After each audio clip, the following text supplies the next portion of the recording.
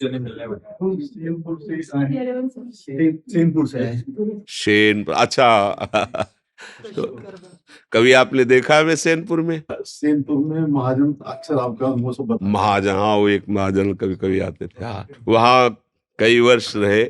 बाबा सरकार की तपोभूमि श्री स्वामी मगनानंद सरस्वती। हाँ, उस समय केवल हम दो लोग ही थे पूरे पूरे बगीचे में। एक पंजीरी बाबा पीछे थे और आगे हम थे। दिन में कभी कोई गंगा स्नान करने आ जाए, 24 घंटे में 2 रोटी और अरहर की दाल, इतना ही भोजन में वहां था ही नहीं कुछ।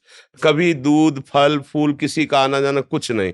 मोटी 2 रोटी, एक पुजारी आते थे किसी गांव से तो वो बना देते थे, तो 2 रोटी और इतनी दाल रख के चले जाते। उन्होंने कहा था 24 घंटे में कभी हम ले लेंगे तो रसोई में रख के चले जाते, बस इतना ही पाना था, 2 रोटी 24।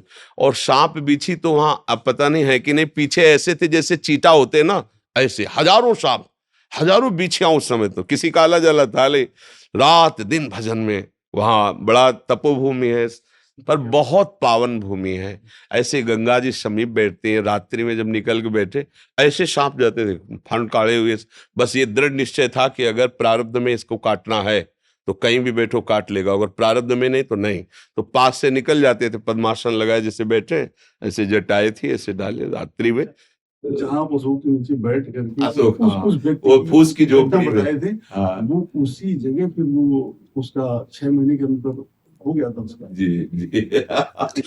एक बार क्या हुआ कि वहां का एक गुंडा था जो उसी की, हाँ, वो 6 महीने के अंदर। हाँ, तो हम ऐसे गेट की तरफ बैठे थे ऐसे, तो मोटरसाइकिल से जूता पहनकर आया। तो हमें कुछ पता नहीं था, पर हम उससे कहा, भाई 4-5 वयोवृद्ध बैठे थे, हम कहा भाई आपसे प्रार्थना है, बाबा सरकार की तपोभूमि है, आपको यहाँ गाड़ी और जूता सहित नहीं आना चाहिए।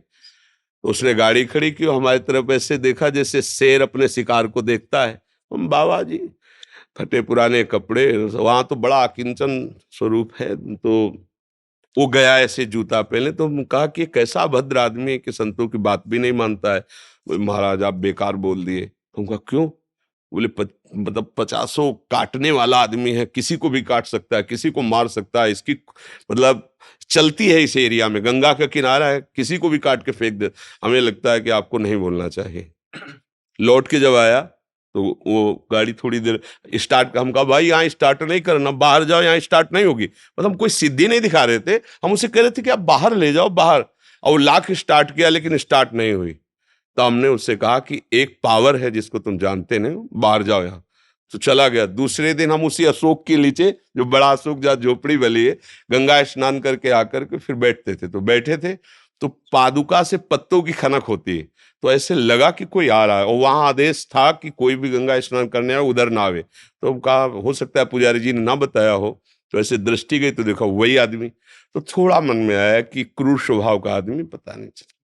शांत बैठे रहे। उन्होंने देखा, ए बाबा, कहा जी, ऐसे कहा जी। तो उसने पहले पिस्तौल निकाली और सामने रखा, बोले इसको जानते हो? हम कहा इतना तो जानते हैं कि ऐसे गोली चलती है। फिर उसने करोली चाकू निकाली, सामने रखा, बोला इसको जानते हो? हम कहा, हमका तीसरा निकालने के पहले हम इसको दिखा दे।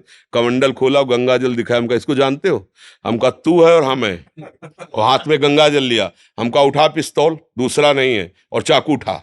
अगर हमने संकल्प कर दिया तो तू अगर अभी नष्ट ना हो जाए तो बता। हम तुमने कहा बाबा जियों को तुम खिलवाड़ समझता है क्या? पिस्तौल ली, चली गई। आपने जल लिया, उसी जल में फिर वो समाहित हो गया। तो भागवतिक बल एक अलौकिक बल होता है।